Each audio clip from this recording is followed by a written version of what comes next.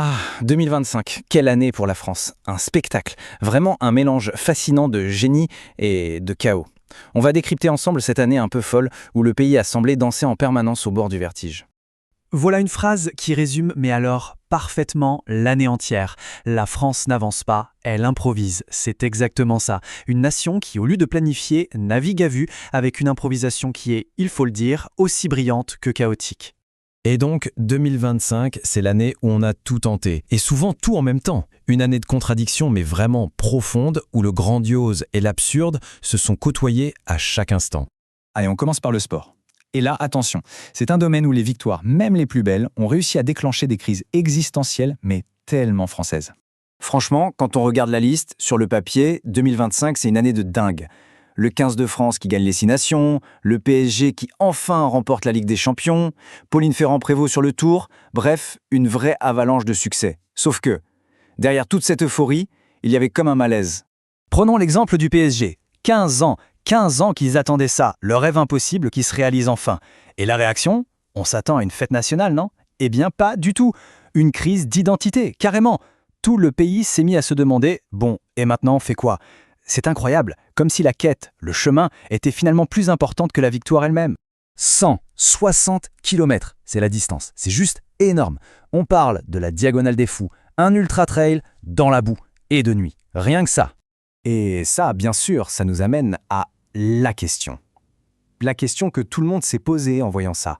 Mais volontairement, pourquoi est-ce qu'on s'inflige un truc pareil? Franchement, la Diagonale des Fous, elle porte bien son nom. L'idée de faire ça de son plein gré, ça a fasciné, oui, mais ça a aussi laissé tout le monde perplexe. Bon, on quitte le sport pour la politique. Et là aussi, accrochez-vous, parce qu'on va voir comment la nation a réussi à jongler entre des moments de dignité absolue et le grand théâtre de l'absurde. Le grand écart, c'était ça, l'année politique. D'un côté, un moment hyper solennel, l'hommage de toute une nation à Robert Badinter au Panthéon, et de l'autre, pendant ce temps-là, le débat qui enflammait le pays, c'était le prix des nuggets de poulet à la cantine. Pas de blague, la République quoi, dans toute sa splendeur et ses contradictions. Et puis il y a eu la condamnation à l'inéligibilité de Marine Le Pen. Alors là, le pays s'est littéralement déchiré. D'un côté, les cris au scandale, de l'autre, les théories du complot. Une vraie tempête médiatique, politique.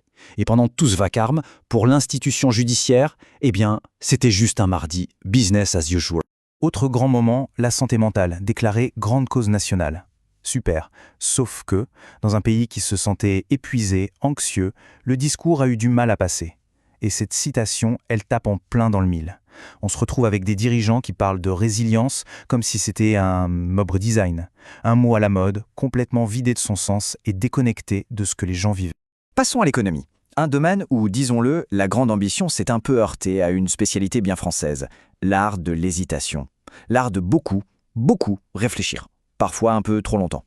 Le tableau économique, pour faire simple, il n'était pas très réjouissant. D'un côté, la dette publique qui explose, qui grimpe, et de l'autre, la croissance qui, elle, fait du surplace. Forcément, avec une équation pareille, difficile de prendre des décisions audacieuses. C'est un peu la paralysie. Et l'exemple parfait de cette hésitation, c'est le fameux dilemme du Mercosur, le grand débat. D'un côté, signer un accord de libre-échange, de l'autre, protéger sa souveraineté, ses agriculteurs. En gros, c'était le combat des agriculteurs contre les tableurs Excel. Et le résultat de ce grand combat? Eh bien, la décision la plus française possible, on verra plus tard, on repousse. Allez, on passe à la culture. Et là, c'était une année un peu schizophrène entre la gloire du passé et un certain malaise face au présent. Oui, culturellement, en 2025, on a beaucoup regardé dans le rétroviseur. Pensez-y, les 150 ans de l'Opéra Garnier. Excusez du peu. La réouverture de Notre-Dame, un événement mondial après un coût de 800 millions d'euros. Et bien sûr, le Festival de Cannes, 78e édition. On a vraiment célébré l'héritage, le glorieux passé. Et justement, la réouverture de Notre-Dame, ça a été un moment d'unité assez incroyable.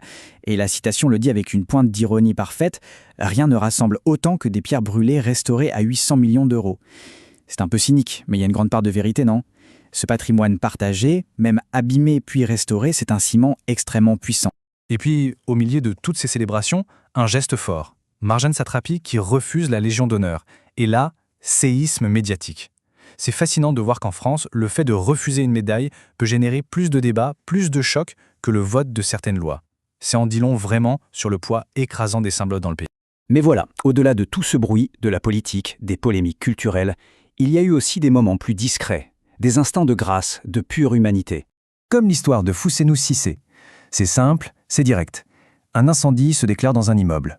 Il n'hésite pas une seconde, il y va. Il sauve 6 personnes des flammes. Fin de l'histoire.